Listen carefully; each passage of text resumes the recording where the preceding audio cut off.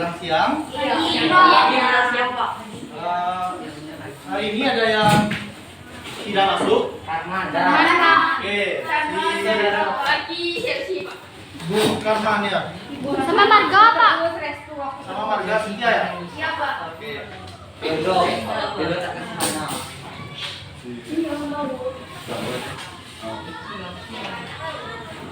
Ini ada.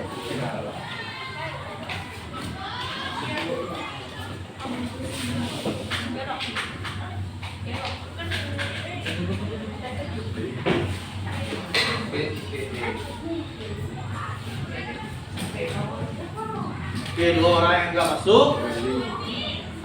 Sesuai kesepakatan yang sudah Bapak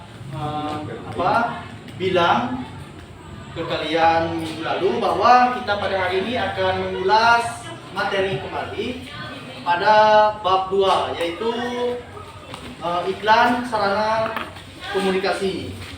Oke, silakan buka buku paketnya di halaman 27. Kita akan belajar kembali tentang menentukan unsur-unsur iklan, slogan, dan poster.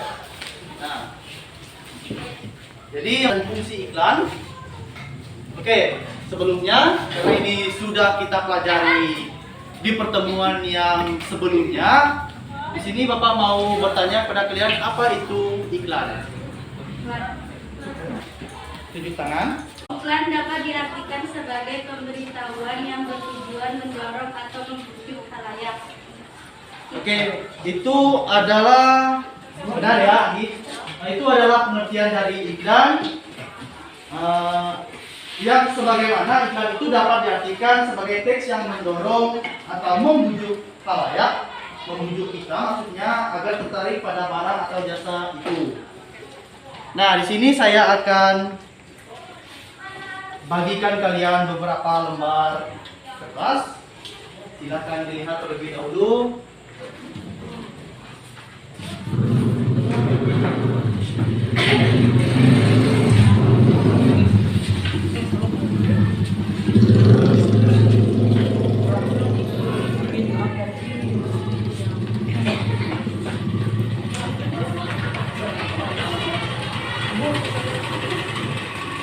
Dan perhatikan di lembar yang telah saya pelajari beberapa hal, yaitu iklan ini tidak hanya merupakan bagian dari industri berskala besar. Nah, dewasa ini iklan merupakan sarana yang banyak digunakan untuk kepentingan. Yang pertama itu apa? Gambar yang pertama apa? Original. Apa? Oke, penjelasannya di atas apa? Penawaran suara produk yang bakal. Oke, contoh penawaran iklan suatu produk. Di itu Bapak ambil gambar minuman Floridina. Nah, itu adalah bentuk salah satu penawaran iklan di dalam produk barang atau jasa yang mana si produsen akan menawarkan kepada khalayak tentang barang dan jasa yang mereka tawarkan untuk kita. Gitu. Oke, yang kedua, gambar apa? Lowongan pekerjaan. Lowongan pekerjaan. Nah, itu tepatnya di bidang perkantoran misalnya. Terus perseroan terbatas atau yang biasa kita sebut dengan singkatan PT. Nah, sebagaimana dalam suatu perkantoran itu, di dalam suatu PT itu yang membutuhkan karyawan-karyawan untuk menjadi tenaga kerja, mereka melontarkan dengan iklan seperti pada gambar. Nah, itu contohnya. Nah, gambar yang ketiga itu apa? Bagi pemerintah, imunisasi ya. Betul, imunisasi.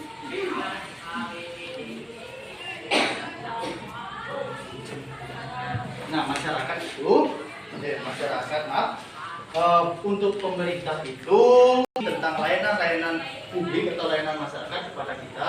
Contohnya, ayo vaksin. Nah, vaksin itu diedarkan di seluruh Indonesia, bukan di satu tempat saja yang dia sebarkan gitu. Nah, contohnya di imunisasi itu, tentunya, contohnya aja deh yang pernah kita laluin pas kita masih kecil misalnya, harus ada imunisasi. terus suntik penyakit campak misalnya. Nah, itu adalah contoh iklan yang ditawarkan, yang disalurkan oleh pemerintah untuk kita. Oke, bagi orang perorangan untuk membeli dan menjual barang-barang pribadi. Nah, ini biasanya orang-orang ini yang mempunyai toko online shop. Dia menjadi konsumen dan dia menjadi produsen dan dijual kembali kepada masyarakat. Misalnya membeli barang apa namanya, konsumen yang ada di luar sana gitu. Oke, sekarang kita masuk pada slogan. Oke, silakan dibaca Sela. Apa itu slogan? Slogan adalah kata-kata atau kalimat pendek yang dipakai sebagai dasar pengembangan menyambut inti utama dari suatu usaha, organisasi, dan bagiannya. Oke, itu adalah pengertian dari slogan. Saya terangkan kembali, slogan adalah perkataan atau kalimat pendek yang dipakai sebagai dasar tuntutan atau pegangan hidup atau fondasi. Itu juga prinsip utama dari suatu usaha, organisasi, dan sebagainya. Misalnya, prinsip utama dari bangsa Indonesia yang sering kita dengar. Oke.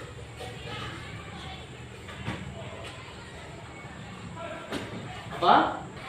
Ya contohnya ada bersatu kita teguh. Nah, bersatu kita teguh, bercerai kita runtuh ya. Kalau bersatu yang kita kuat, kalau bercerai itu kita akan runtuh. Nah, itu kan ada tuh, mohon maaf nih ya, di keluarga misalnya ada yang. Oke, yang selanjutnya kita buka di halaman 30. Itu ada poster. Poster adalah plakat atau kata-kata dan gambar yang dipajang di tempat-tempat umum. Oke, contoh yaitu di situ ada gambar. Jadilah pelopor keselamatan berlalu lintas dan budaya. Nah, itu adalah poster yang mana itu disalurkan kepada masyarakat supaya masyarakat itu menjadi pelopor keselamatan. Misalnya berkendara itu harus menggunakan apa? Helm. Helm. Kalau kita memakai motor, nah, mungkin kan pakai helm tapi ke mobil gitu, kan itu. Nah, itu harus mempunyai kartu SIM, BPKB, STNK, dan surat-surat motor lainnya. Nah, begitu juga dengan yang roda 4 ya.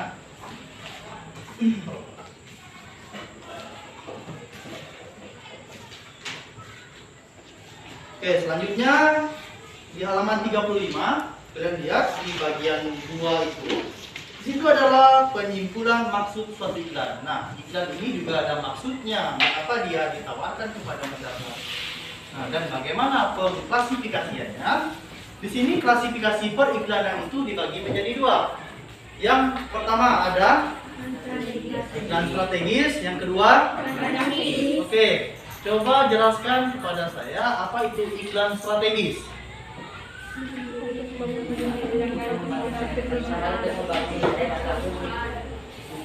Digunakan untuk membangun merek ataupun citra positif untuk perusahaan. Misalnya di lembar itu gambar apa yang saya jelaskan? Ada? Air minum aqua. Oke. Kalau kalian lihat di situ ada gambar siapa? Gambar galon, terus ibu dan anak. Nah, itulah bagaimana caranya si perusahaan air aqua ini menarik perhatian konsumen, supaya mereka bisa mengonsumsinya dari 0 sampai ke sekiannya gitu. Nah, jadi diterangkanlah di gambar itu bahwa si anak, ibu, dan air galon itu adalah suatu bentuk iklan yang ditawarkan kepada masyarakat. Oke, yang kedua, apa itu iklan taktis? MP.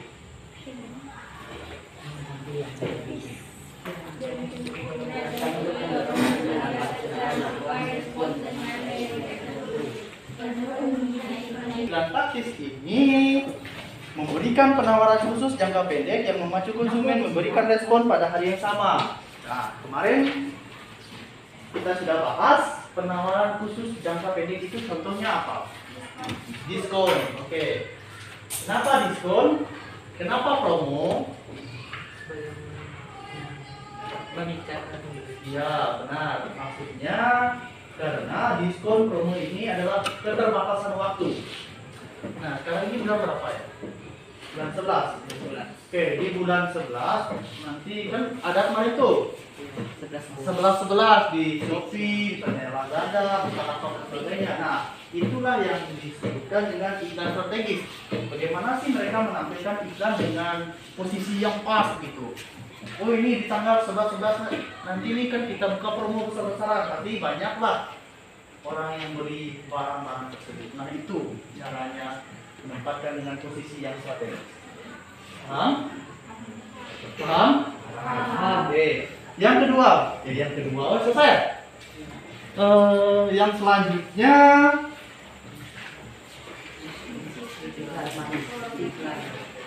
oke, yang selanjutnya itu ada di iklan media cetak. Nah, iklan media cetak itu terbagi menjadi dua. Yang pertama apa? Iklan baris. Yang kedua, iklan kolom. Nah, ada dua jenis iklan yang terdapat di iklan media cetak yang secara itu ya, apa namanya ya, dasarnya. Nah, yang pertama itu adalah iklan baris. Iklan baris ini kalian bisa lihat sendiri, contoh di lembar itu juga ada, saya tampilkan. Oke, untuk tanggal 29 nanti kalian mulai ulangan, silahkan belajar, pelajari itu, semuanya akan saya bubuhkan di dalam soal ulangan itu ya, pasti keluar semua yang kalian pelajari, tenang saja. Nah, iklan baris adalah iklan yang pemasangannya berupa baris-baris. Teks yang disajikannya sangat terbatas. Nah, sangat terbatas. Tidak ada gambar ataupun ilustrasi-ilustrasi dalam iklan ini. Nah, biasanya iklan baris ini tidak ada unsur-unsur gambar, tidak ada unsur-unsur ilustrasinya. Nah, yang adanya cuma ada ya tulisannya saja, kalimatnya saja ya. Oke, teks pun banyak mengalami penyingkatan. Nah, iklan baris ini pada umumnya dimanfaatkan oleh perorangan dan perusahaan-perusahaan kecil. Iklan ini pada umumnya dimanfaatkan oleh perorangan dan perusahaan kecil. Dan juga teks ini juga mengalami penyingkatan kata. Nah, coba kalian perhatikan di dalam gambar yang saya bukukan dalam lembar itu. Kata-kata apa saja yang mengalami peningkatan? LB, GT, KT, KM. Oke, itu ya, ada 4 kata kalau nggak salah. Betul? Iya, Pak. Betul ya? Ada 4 kata. Oke, contoh lainnya ada di buku paket, silahkan kalian lihat. Di situ ada. Oke, yang kedua itu adalah iklan kolom. Iklan kolom adalah iklan yang pemasangannya dalam media berupa kolom-kolom. Nah, udah kebayang nih, iklan kolom ini pasti dia di dalam kolom. Oke, si iklan ini terdapatnya di dalam kolom tersebut misalnya. Nah, oleh karena itu bentuknya besar. Di samping menggunakan teks, iklan ini juga sering pula menyertakan gambar dan berbagai ilustrasi. Nah, di situ contohnya apa? Apa? Dijual depan toko di luar.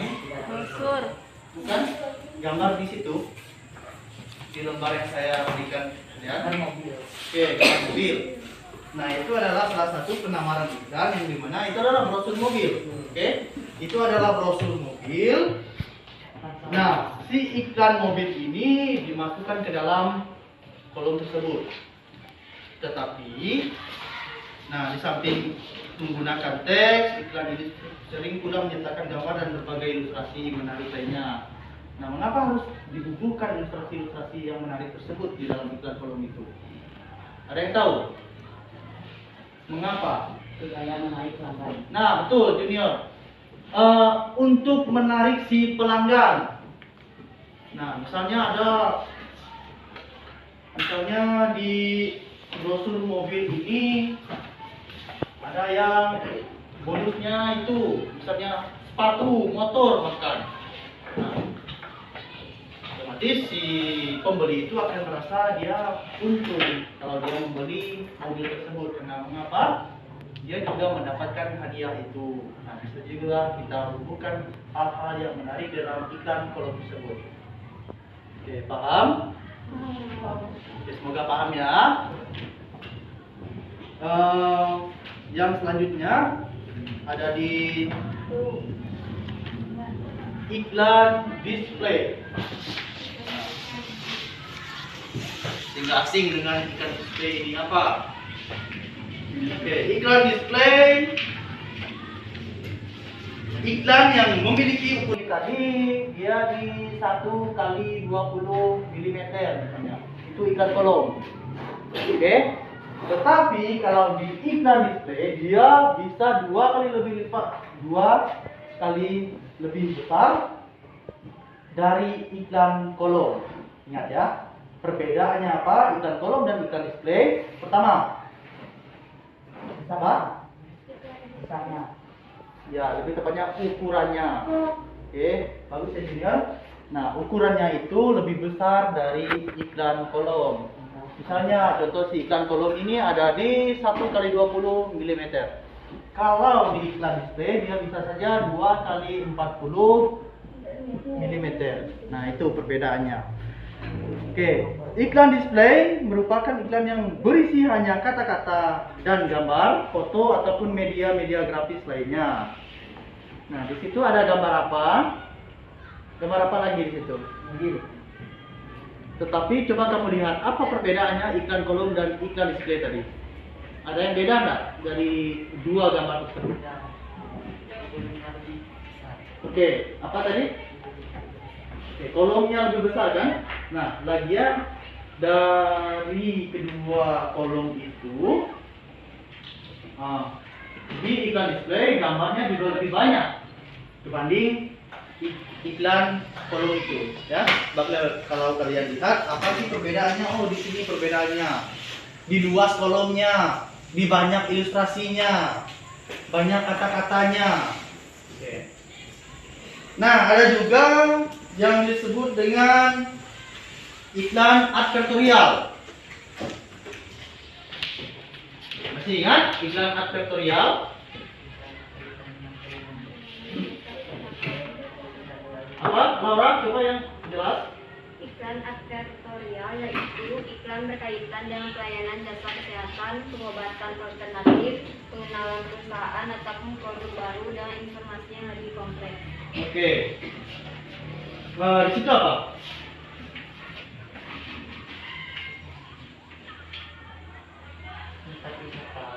Tempat wisata. Oke. Di sini adalah berkaitan dengan pelayanan, jasa kesehatan, pengobatan alternatif, pengenalan perusahaan ataupun produk baru dengan informasi yang lebih kompleks. Misalnya kita ambil contoh Bukit Mato misalnya. Bukit Mato, kalau kita ingin menjadikan Bukit Mato itu sebagai suatu destinasi kecamatan Belimbing, mereka bisa saja mengiklankan, menyebarkan informasi tentang si Bukit Mato itu. Misalnya Bukit Mato itu terletak di kecamatan Belimbing, tepatnya di Desa Muar. Nah, ketinggiannya mencapai sekitar gitu. Nah, hal itu juga bisa memicu si pengunjung bisa datang ke kecamatan Belimbing.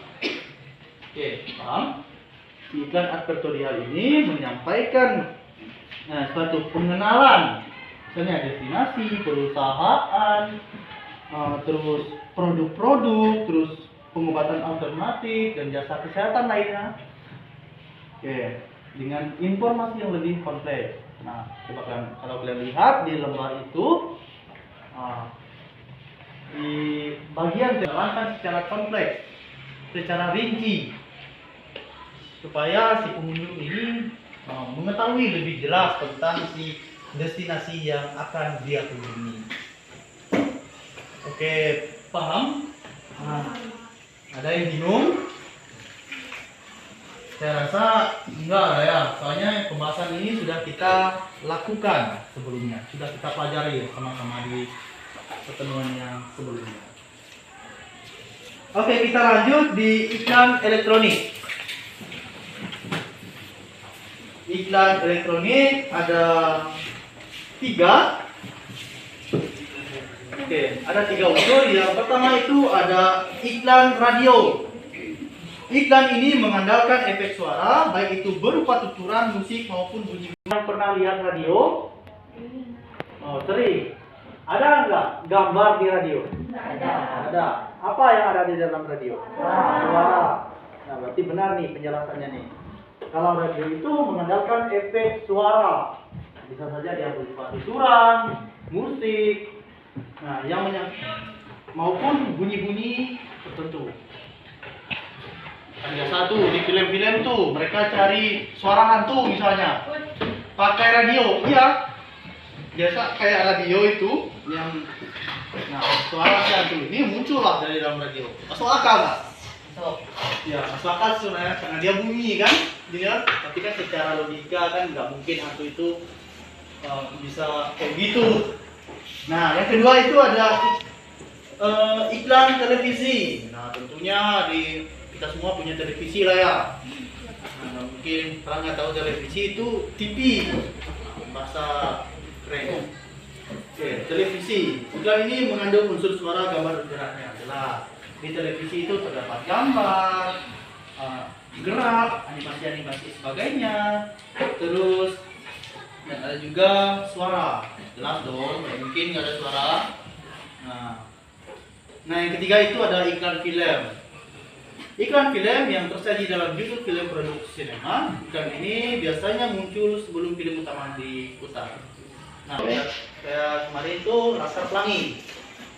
Laskar Pelangi itu misalnya dia akan ditayangkan pada tanggal 25 September, 25 November. Oke. Tetapi iklannya sebelum tanggal 25 November itu sudah ditayangkan di iklan-iklan, ditampilkan di media-media lainnya. Paham? Nah, misalnya nih, satu contoh lagi. Sinetron Suara Hati Istri akan tampil pada tanggal 1 Desember misalnya. Nah, itu. Tapi kan ini kan masih bulan 11 nih. Oke? Ini masih bulan 11 tetapi sinetronnya itu akan ditampilkan pada 1 Desember. Nah, itu yang dengan iklan film. Mengiklankan produk mereka atau kreativitas mereka sebelum tanggal pelaksanaan. Oke, terakhir ya.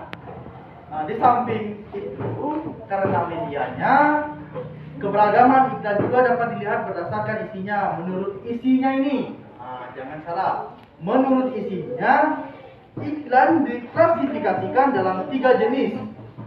Yang pertama ada iklan pemberitahuan, yang kedua ada iklan layanan masyarakat, dan ketiga ada iklan. Oke, itu sudah saya cantumkan semua. Pemberitahuan, misalnya memberitahukan tentang akan diadakannya kegiatan vaksin di desa Pemuar misalnya. Iklan layanan masyarakat. Nah, pada tanggal 20 Juni misalnya akan mengadakan pembuatan SIM secara gratis di seluruh Indonesia. Nah, itu adalah layanan untuk masyarakat, dan penawaran tadi ya bisa berupa lowongan pekerjaan.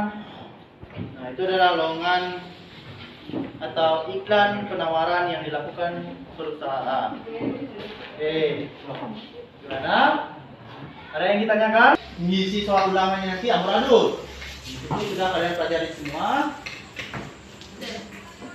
Minggu depan kalian ulangan di tanggal 29 September. Jangan lupa belajar di rumah. Oke?